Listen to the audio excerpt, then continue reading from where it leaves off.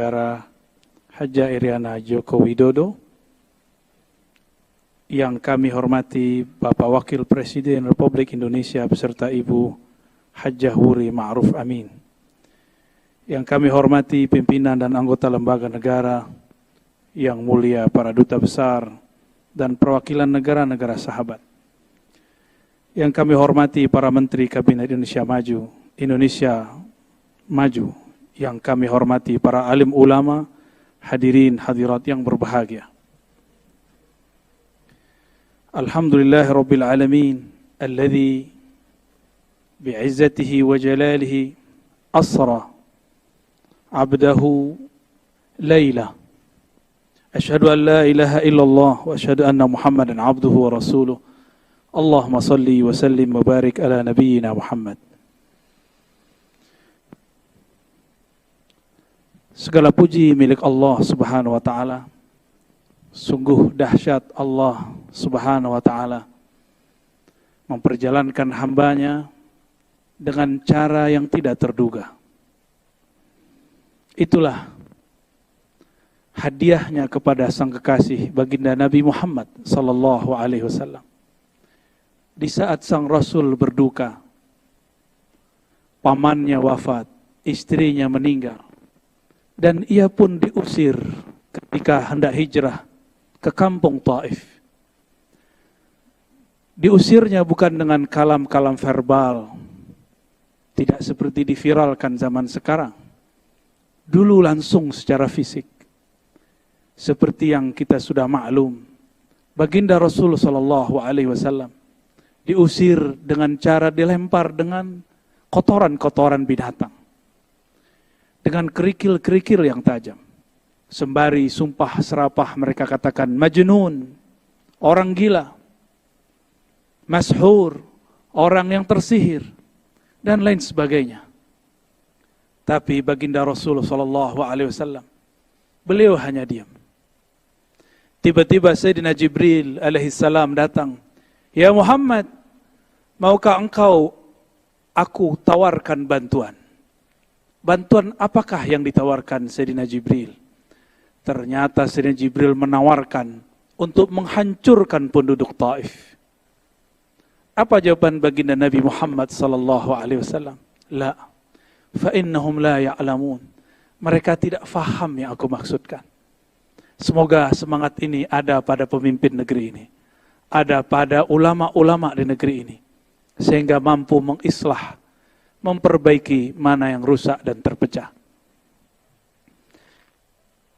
Sallallahu alaihi wasallam, meskipun beliau secara umur biologis hanya 63 tahun, tapi secara keruhanian lebih tua daripada Sayyidina Adam, lebih tua daripada Sayyidina Nuh.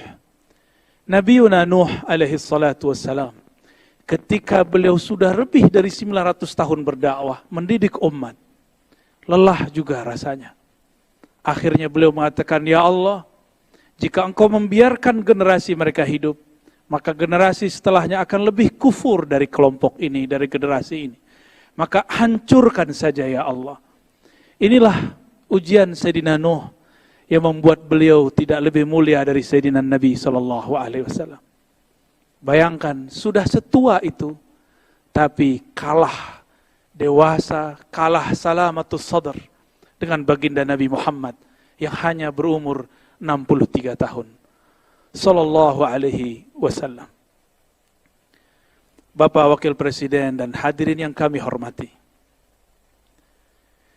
Kalau boleh saya jujur, saya ini dulu tidak memilih Bapak Presiden, Wakil Presiden. Ya. Saya memilih mencoblos yang sekarang sudah jadi menteri. Ketika berita di mana-mana menyebutkan yang saya coblos mau jadi menteri, dalam hati merenung dalam, antara kesal tapi juga bertanya-tanya, apakah hati dia lebih bening daripada hati saya yang kata orang saya di Ustadz dan Buya? Apakah hati dia lebih salamah, lebih terbebas dari dendam dan kesal daripada saya yang katanya memimpin tarekat dan zikir? Ternyata disitulah jawabannya. Nabi SAW berdoa, Allahumma inni as'aluka salamatas sadr. Ya Allah, aku memohon kepadamu salamah, terbebasnya kebencian-kebencian dan dendam, kekesalan dari dalam dada. Ditambah lagi di semua kitab-kitab Ahlus Sunnah yang menjadi panutan mayoritas umat Islam di Indonesia. Di situ ada kalimat kewajiban mendoakan para pemimpin. Wa in jara, meskipun dikabarkan dia zalim, meskipun dikabarkan tidak disukai, maka wajib mendoakannya. Ditambah lagi Imam Sya'rani mengatakan dalam kitab Al-Bahrul Mawrud, ma ra'aitu ahadan minas sufiyah anqara alal umara illa qalilan. Aku tidak melihat ulama-ulama ahli qalbu, ahli ma'rifat, yang biasa kita kenal dengan sufi, bertarekat, kecuali mereka sedikit sekali ingkar kepada ulama dan umara. Justru mereka mendoakannya dari dalam hatinya, dalam khalwatnya, dalam kesendiriannya.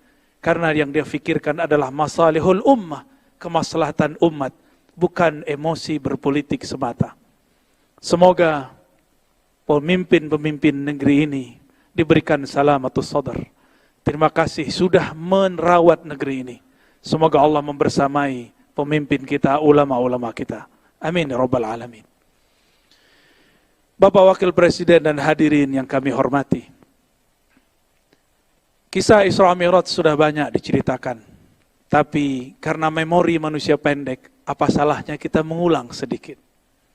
Namun kami menarik jauh-jauh ke masa sebelum Nabi Yuna Adam dicipta. Dulu sebelum bangsa Adam, Bani Adam dicipta, sudah ada satu klan yang disebut klan api, Banul Jan. Kelompok Banul Jan ini sebagaimana disebutkan dalam Al-Bidayah wa Nihayah Imam Ibnu Katsir, adalah kelompok yang merusak di muka bumi. Akhirnya Allah mengkiamatkan kiamat pertama untuk mereka dengan menurunkan meteor, menghabisi mereka. Bangsa api dihabisi dengan batu api. Jadi cerita ini bukanlah dongengan Darwin, cuma sayangnya Darwin agak cocok logi. Tapi di saat itu terjadi, Allah berkalam kepada Sayyidina Jibril. Ya Jibril, itu ada putranya Raja Jan.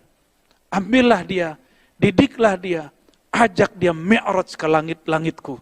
Sampai Allah kemudian izinkan dia mempelajari semua zikir-zikir malaikat-malaikat di langit, alam malakut, alam jabarut, bahkan sampai kepada alam surga. Maka tiada dari makhluk apapun di muka bumi dan di langit, bahkan di surga, yang zikirnya lebih banyak daripada anak yang bernama Ahyas, yang kemudian diberikan nama malaikat Azazil. Dia bukanlah malaikat, tapi sepangkat, sederjat dengan malaikat Azazil. Azazil ini pun bersuluk, berkhalwat, latihan kerohanian 18.000 tahun sebagaimana disebutkan oleh Imam At-Tabari. Tapi ujian mulai diberikan. Sebanyak apa pemberian, sebanyak itu jua ujian. Sekarang ahli zikir diuji. Sekarang yang suka bertakbir diuji. Sekarang yang suka bertahmid diuji. Azazil namanya.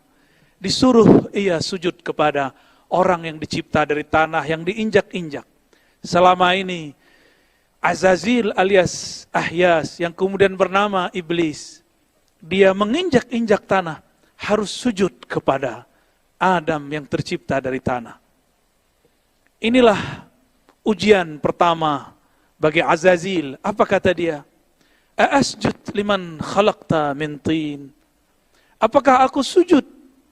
Apakah pantas bagiku sujud kepada orang makhluk yang kau cipta dari api, sedangkan aku tercipta daripada yang kau ciptakan dari tanah, sedangkan aku tercipta daripada api. Azazil mulai rasis. Azazil mulai mempermasalahkan suku. Saya suku api, saya lebih mulia daripada suku tanah. Hati-hati, Kadang-kadang orang beragama sudah soleh, sudah lama baca kitab, sudah lama berzikir. Seperti Azazil, 18.000 bersuluk di alam Jabarut, alam Malakut sampai ke surga sana. Tapi ternyata dia terjebak dan mengatakan, aku seorang Adam. Lebih baik dari zikirnya. Bahkan lebih baik daripada semuanya. Ternyata ketika kita urai, dan ini jarang diurai oleh ahli tafsir. Ketika Allah menawarkan, mengabarkan, inni ja'ilun fil ardi khalifah. Aku akan menciptakan, menjadikan seorang khalifah di muka bumi. Ternyata ada dua kelompok malaikat yang berkomentar. Ini dipisah dengan lafaz waw.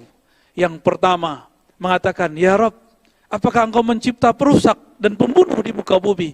Inilah malaikat-malaikat cahaya. Lain dengan malaikat api. Dia mengatakan, wanah kawanukad disulak. Kami zikirnya lebih banyak.